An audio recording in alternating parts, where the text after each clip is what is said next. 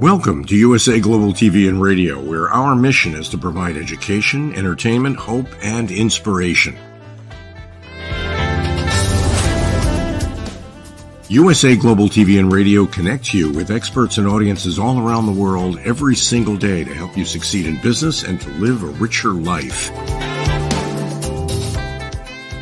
Visit us at usaglobaltv.com to learn about career and life-changing training and mentoring programs like the Listening Mentor. Subscribe to our newsletter to stay informed about our special programs and offers. Discover how you can become a guest on one of our shows or a host or producer of a USA Global TV and Radio show of your very own. That's USA Global TV and Radio, where the doctor is always in.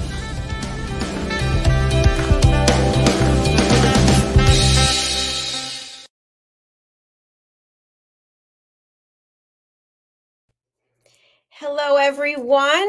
Welcome. We're so thrilled to have you here, and hopefully you are joining us again and again and again, as we have so many different programs, something for everyone. This is USA Global TV and Radio, and I'm Dr. Jacalyn Kerbeck. Our show today is Coexistence and Sustainability with Pet Psychic Aminah. And today our topic is connecting with your animals at a deeper level. So let's bring out the star of our show, Pet Psychic Aminah, joining us from California. Hello, Absolutely. Hello. I hope everybody is doing wonderful and well, and you had the rain we needed, and now the sunshine. Yes, depending on where you are in the world, we had a ton of rain today here in Florida, and the sun is now out, so it's a good thing.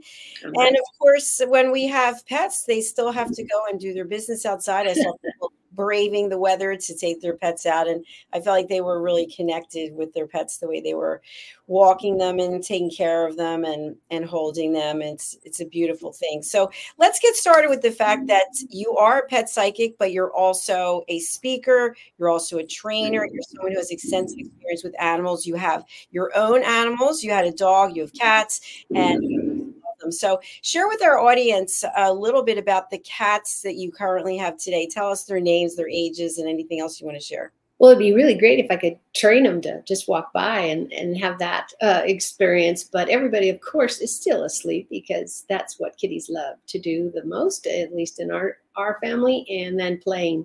So all our kitties are from the shelter, any shelter, any kind of situation. The last one, I'd love to show you her, but she is socked out, and she could be under a cushion or in the bed or somewhere. So I'm not going to be able to share her yet. She is only about this big, so she's very tiny. And it's just really strange to have a very, very tiny one. We rescued her. A friend of ours found her, and of course knew who I was and what we do, and we would be glad to take her in. My daughter and I are single and live in our own place. So we have the ability to take on animals, which a lot of people, either their rent situation doesn't finance, or the person you're renting from doesn't allow that. I'm very, very blessed to have not those issues at this point. Everything changes sometimes. But if my poor little one walks by, I doubt it, because she's all curled up with the bigger cats. She is a challenge every day because she's so young and she's into everything. If she can get a cupboard open, she's going to dive in there, and hopefully it's not the China cups or anything that's breakable. And when you adopt a life, and I really, really want to preface this is exactly how I talk to my clients. People come to me all the time and say, can you help me? Is it time to adopt, or is it time to, rehome? All the complications of having a pet in your life. You need to have the finances. You really do. If there's spay and neutering, there's a lot of free clinics, even for spay and neutering, because we don't need is more pets. We don't need more babies. We don't need more animals out in the wild. There's this strange information. I'm not sure if people are sharing it with each other. It's like, oh, just let them go and they'll catch the mice and we'll have less mice and all that. What you don't understand is, if you're going to take a carnivore which cats are, and they eat lots of meat and lots of other things, they're going to decimate the bird population. They're very good jumpers. They're very good at hunting, especially if they're put in a position that that's the only way they're going to eat that day. There's tons of mice, rats, all kinds of other animals, but I'm going to really center on, because I wrote a piece quite a few years ago on just the decimation of birds. And our birds, so many are endangered, depending on where you live, what's going on, bad weather, all of these combinations, and people moving into their habitat and building homes. It's not just the house that is left afterwards. It's the construction that I'm talking about. That's where so much of the damage is done, because they have to do certain things. Bury power lines, have water coming in, having ... added to your list. Animals are in dire need of their habitat, especially if they're wild. And sadly, there's a lot of people that just open their door and say, you know what, I don't want a dog anymore. I don't want a cat anymore. Believe it or not, I don't want a bunny anymore. It happens to pretty much all types of animals that people get. And then they just realize they are not in a place and or a mental space that to raise them carefully and lovingly. It's great when you can rehouse. I want to say, I haven't talked about this in a while, but about 3 of our pets, because we're right now, I think we're at 4, and we just added this new baby that a friend of ours couldn't handle. And that's a lot of feeding. That's a lot of personalities to get along. All of these things are our responsibility to keep harmony in the home. And we've been very, very blessed with this now new kitty. She's probably been with us less than 2 months. And the woman who had adopted her was a friend of ours. And this little one was climbing the couches, climbing the counters. She's got a lot of energy. Well, guess what? We have a lot of little kitties. One of them specifically, they love racing around the house. There's an outlet now for her and a place to cuddle up with everybody else. So these are some of the things that I'm always going to talk about and say, hey, get support. If you're having a tough time, try to find a good trainer that can give you tools to get past the infancy, the babies. This little one, oh my gosh, if we open a drawer in the kitchen, she's in the drawer. You have to really check her. Or she comes up and jumps on my office table. There's a lot of stuff on my table. So it could be really dangerous. These are the same things you'd think about with a human baby, or you're babysitting something, or somebody has a handicap. You just gotta accommodate where you are in your relationship and who you are concerned about and what. So those are some really fast tips. Excellent. Lots of good information there as always. And I just want to go back to something that you also said, because this does happen. I mean, people have reached out to me and they're like, you really should get a pet. You know, you think about it, but then you don't act on it. You have to really think about it, because it's going to be something that's part of your life every day. So what tips can you give about how much time should someone spend thinking about it? Or how can someone, you know, the old Ben Franklin pros and cons, like what are some suggestions as to whether or not it really makes sense at that moment in time? Right. But our moments in time are literally moments. Is this something you want to do in 3 months, 6 months? You know, what are you changing jobs? And does that mean changing locations and buildings? And there's just so much. It's the same thing. And I'm not trying to make either lesser by comparing them, but I want to bring it into maybe something everybody's gone through or might go through. For us women, having children is a possibility. Accidentally or otherwise, or you choose not to, that's fine. But these things are possible. Having your job. I have a client that does some really, really amazing work, and it's a very specialized industry where they deal with people from different cultures and help them and the bosses that work for them how to understand each other and bridge that gap. What happens when you decide, oh, I'm going to get a cat, I'm going to this, and they ship you to Taiwan, and you usually work in Southern California? not all animals are good travelers. Not all people are good travelers. So remember that. If you hate broccoli, and maybe the cat's going to hate broccoli too. I've seen people give it to dogs and cats. We're not going to go through the feeding thing, but you have to be really careful with the lives you choose to bring into your life. These are not disposable. They're not throw them out the door and nature will take care of them. Probably in a way that we all don't want to talk about, and a lot of them get killed.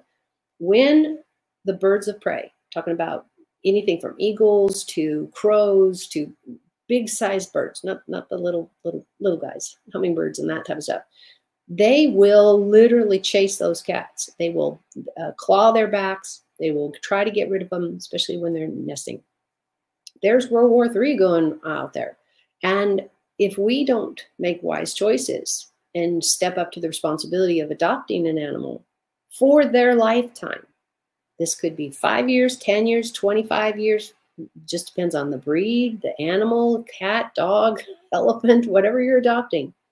You've got to have in your plan, what happens if I lose my job, if it's even possible that it's imminent, and yet you have to move somewhere else or you have to get another home.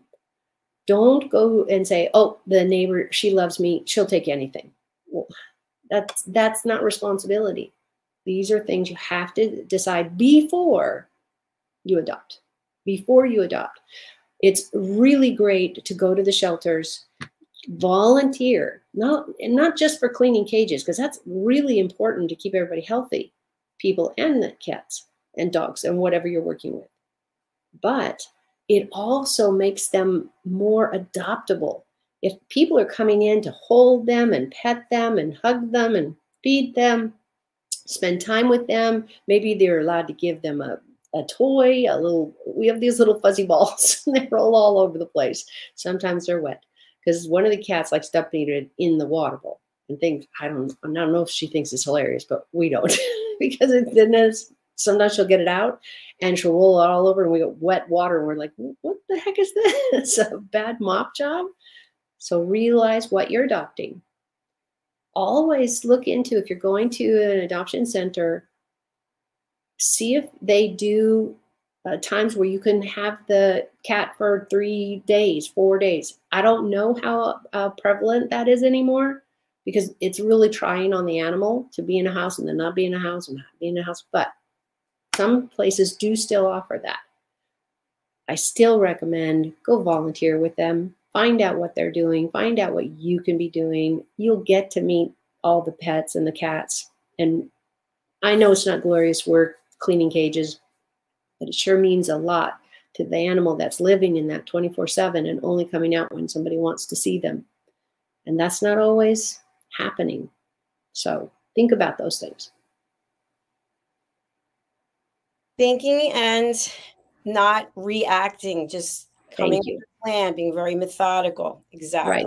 Exactly. Right. So some people we see, they're obsessed with their pets. You know, they're taking their dog everywhere they go. I haven't seen as much with cats, but is there a borderline or a boundary when it might be you're codependent on the pet for love and maybe being withdrawn from humans? Is that something you've seen or heard of? Absolutely. And when we were going through the pandemic, you really, really saw a lot of hermits to be made.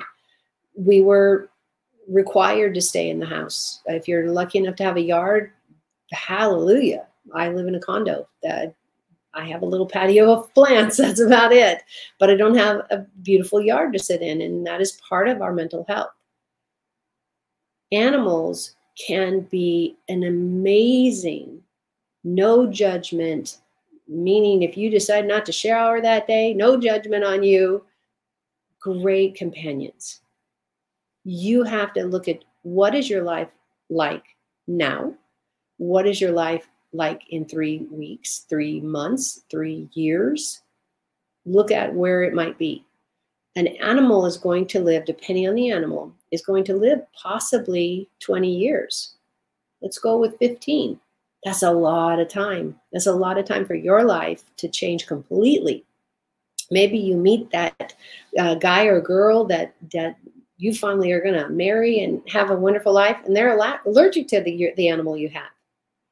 I have literally seen in my own family that one of them met this great guy on a work trip, and they decided to get married after a long period of time. And he was horribly allergic to kitties, and she had too. So they had to work around that. They had to figure out, well, do we move the cats to another room? And I hear somebody's thinking, well, why didn't you just give it to the shelter and let her be rehomed? Because my daughter made a commitment when she adopted her. So the commitment was, I'm going to have you for your lifetime, 10 years, 15 years, 9 days, whatever is in the cards. You need to understand that. What is really neat is that our young man has, little by little, had exposure to this cat, and little by little his allergies and rashes got better. Are they all gone? I haven't checked in with him on that question, but what I understand through notes and letters, that yes, it has gotten better. Is it all gone? No. A lot of allergies are very, very important to see a doctor, or very, very annoying to have. Think about that. I'm going to throw in a little wrench to the conversation, but it's irrelevant. It is relevant. I used to have horrid, absolutely dripping. I literally carried Kleenex in my pockets and the boxes on my desk. My allergies were horrible, and I started working at a place where we had a youth program on honeybees and honey bears, and harvesting it, and all kinds of fun things I was doing with the kids, and a beekeeper. And he said, I see your nose runs all the time. You should eat the honey. Dr. Jacalyn, I think I've already talked about this when we first started. Do you know why eating the honey makes a huge difference in your allergies? Yeah, I don't think I should answer it because I... She knows the answer. She already got it. She looked under the paper. And it's the pollen. What do bees do? They go from flower to flower to plant to flower to flower, and get us suck it all over them. Then they make their little honey. Don't know how. You can ask God later, but how's that made? So what I started doing is just taking a little teaspoon, whole spoon was a little bit much. So a little teaspoon of honey every single morning, every single day, where sometimes I was busy and forget. And within 6 months, I was down by 1 allergy tablet. I was taking 3. And the spray is in there. So within 6 months to a year, your body and your reaction is going to be different.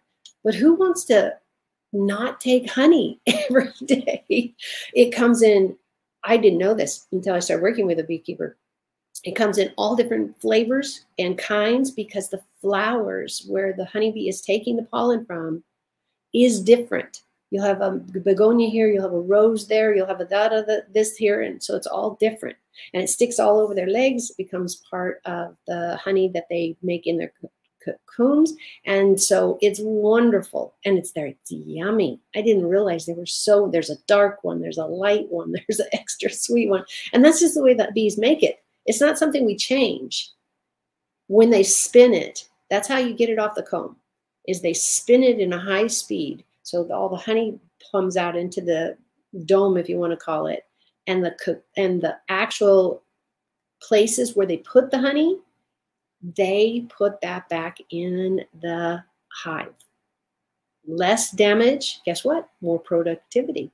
If the bees don't have to restructure their whole hive, this is why you'll see some really old-fashioned kinds where they have a little spigot and they've got it all reared up, where they don't actually have to remove the bees to get the comb out.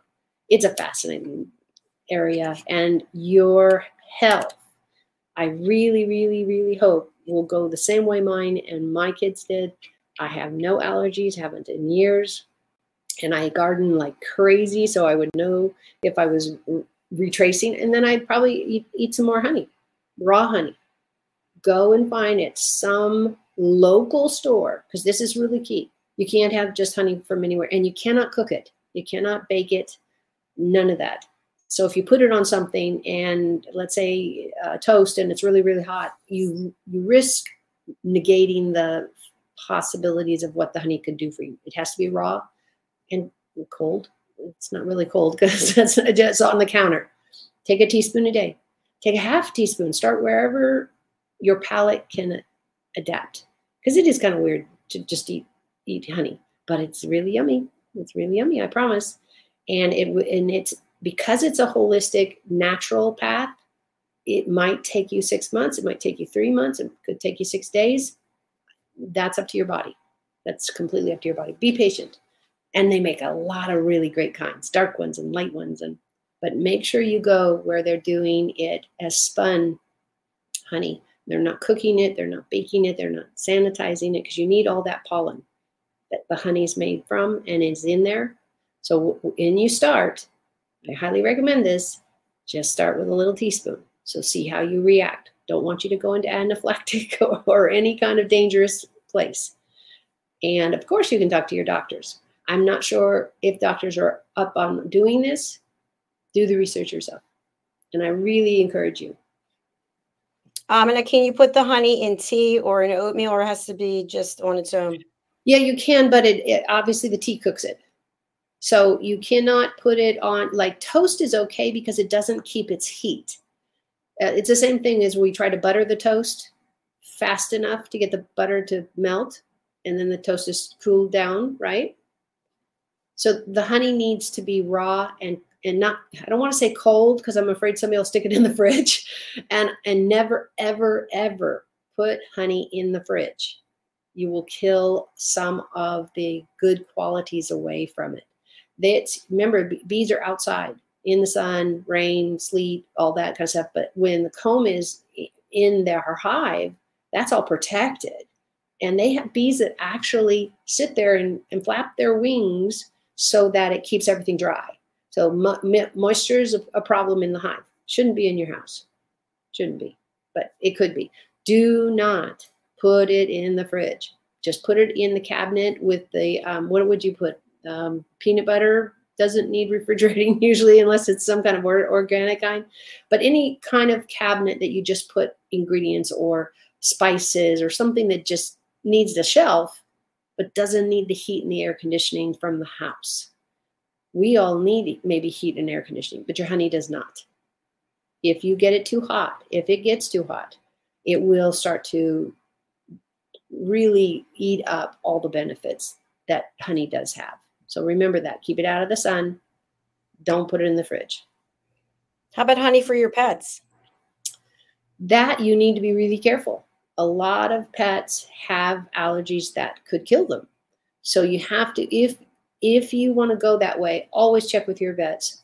Always read up what's going on, and also try it on them. See how it is. But hopefully there is a upside. Like, I don't know, your animal has allergies.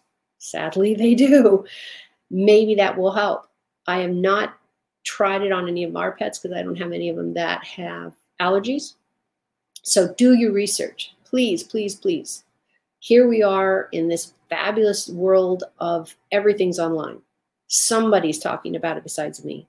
Somebody's sharing about it. And don't just get one of our advice, because we are human. We can make errors. There could be things out there now that I haven't lately read up on this. I was doing honey with a honeykeeper and on a youth program 15 years ago now, maybe longer. So I was doing a great deal in that venue and that time of getting the word out about the benefits of honey, because I was so excited about all the classes and working with the beekeepers I was working with. And I got them settled into this wonderful historic park where they have reenactments, and it used to be, anyways, really great place where our bees could be there, and our beekeepers set up there. And we had tons of children coming because we can start there, teach the kids to do better, and we can tag along with them. Thank you so much. My next question is, when we're talking today about connecting with animals on a deeper level, does that mean sleeping with them, having them in your bed? Thoughts? I think that's a personal choice. There is, if your animal is clean and doesn't need a vaccine, because if you need a vaccine, that's a different conversation. Or other things like if you weigh, imagine if you just weigh 100 pounds, it's not much of a person. They're not very tall or whatever. But if you roll over in your sleep, you could break a leg, and I mean the animals, or you could bump in. Now, most animals will jump out of the way. Most animals will get used to how you sleep. Do you sleep on your left all the time? Do you sleep on your back all the time? You know, we all have a habit of the way we sleep. We have an arm over our face or whatever. You can come up to the same thing as you get married and you're both trying to sleep in the same bed. There's a curve there to get used to. Wait a minute, I like it cold, you like it hot, my toes are cold, yours are hot, you know, all that. Animals are no different.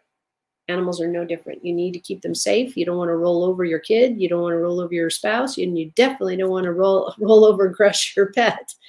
I don't care how much they bark.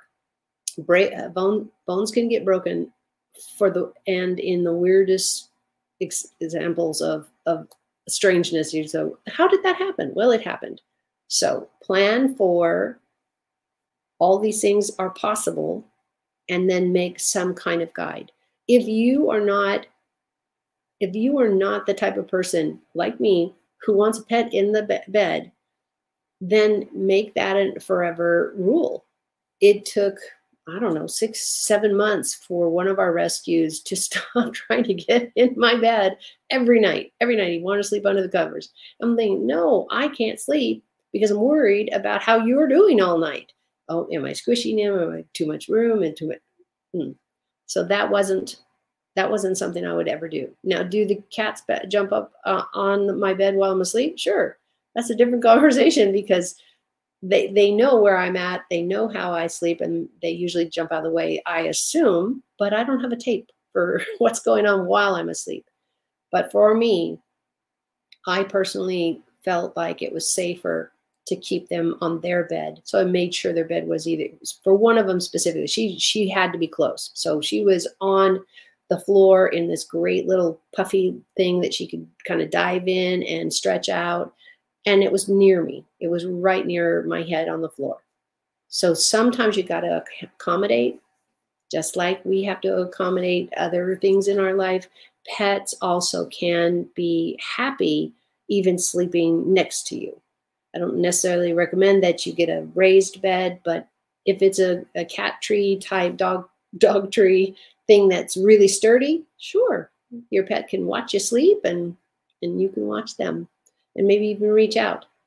Find what works for you and make sure you have all the safety factors in there. Can your cat or dog get out of the bed easily without tripping, without having a rope or the fabric getting on their leg, getting trapped on their toenails because we forgot to get their nails clipped, or, you know, just didn't have time at this point? These things are real life.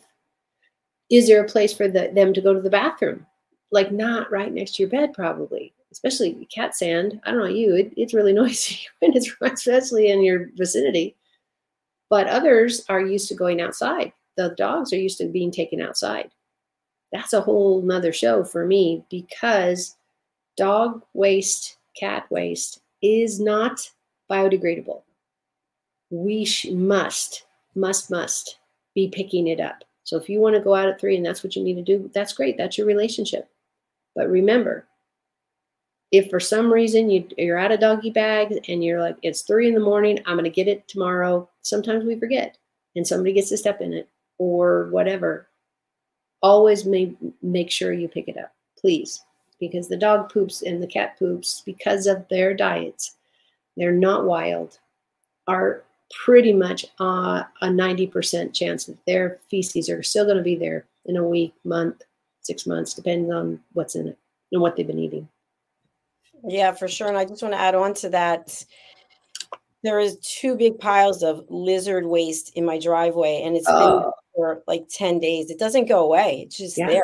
It's just there. So I think people really need to understand that. So I know you mentioned that this could be a whole other show, but I want to just touch on it briefly today. How often should you be bathing your dog or your cat? How much does that depend on whether or not they're outside all the time? I know sometimes people have indoor pets, but if you're taking your pet for walks outside every day, what are your thoughts about the bathing? Yeah, if you are walking every day and they're not wearing booties, I've got plenty of clients and a daughter who has booties on her dog because he's really, really sensitive feet, especially on the hot sidewalk, especially, you know, you walk anywhere in a public place that has a walkway, and that can be a problem. So the booties might be essential. Guess what? You don't have to clean their feet as much either if the booties actually stay on, because they're just like our tennis shoes. I don't know you, I don't clean my feet very often compared to when I go out barefoot and I have to wash them right away. Your pets are no different. You need to realize all your pets, not your lizards, but dogs and cats and birds do it too. It's called preening, where they clean their feathers. So dogs and cats are going to come in the house with you all rested, all great. You're going to get dinner made or watch a great movie and everybody's sitting there and they'll start licking their paws and they'll start cleaning up. And the cats especially, they're the really great cleaners. Now that's part of their DNA. That's what they are. But if you see that when you come in, let's say your dogs won't wear booties on the walks, that's fine. You guys can have that battle later on or see if it's necessary, because they got a lot of really great booties for cats and dogs. Dogs specifically more so because they're the ones usually going for a walk, not the cats, but cats do. So you can put booties on and just own 2 or 3. Throw them in the hand wash, you know, soak them a little and take them out. Wouldn't it be better to be cautious and look at it that it might, even if it's a 50, 20, and 20% chance that the sidewalk's too hot, or there'll be glass somebody dropped, or there's all kinds of diseases because there's an open wound in your pet's foot and you didn't know. All of those are on the table.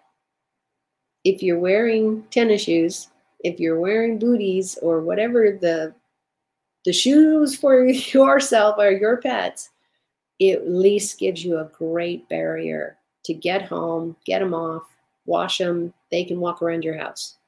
I've mentioned many times that we don't wear shoes in our house. So it would be weird to have our dog come in and not have them take off their shoes. Not that I'm doing that anymore. My shepherd died a while back. But our cats are all indoor and they live longer.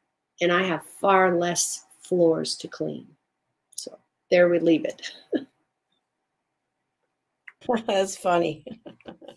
Well, it's true. I want to see all the, we don't do things when they're difficult, or we do them like the 10th thing on the list, you know, and the list has been around since 1912 because, you know, it was our New Year's resolution to get to it. I really encourage people to look at the positive side. There's so much well-being and health. And guess what? When my daughter thinks I'm crazy because I clean my cat box every day, twice. Wow. I get up in the morning, I'm cleaning. I assume they're gone to the bathroom. I'm always right. And then somewhere here in the daytime, I will, whenever, like, let's say I happen to be walking by and I can see it's full of all kinds of, you know, sand. We've got the water, you know, rocks that stick to the urine. And so I'm going to go in there because you know why, Dr. Jacalyn, have you any reason why I'm OCD on this? You know, I like multiple choice. So well, left or right. It's because I wouldn't want to go in that box and go to the bathroom. If I wouldn't go to the bathroom, I mean, you and I have been in public bathrooms at some point many times, and you go, I don't know how to squat that high. I don't know, you know, or we take the toilet paper and we put it down, or somebody else did it. You can see them thinking, because there weren't the little papers. Why did these little papers that covered the toilet seat be invented? Because so many people didn't want to sit there at a strange place with all that too much contact with people I don't know. Think about what your pet's going through.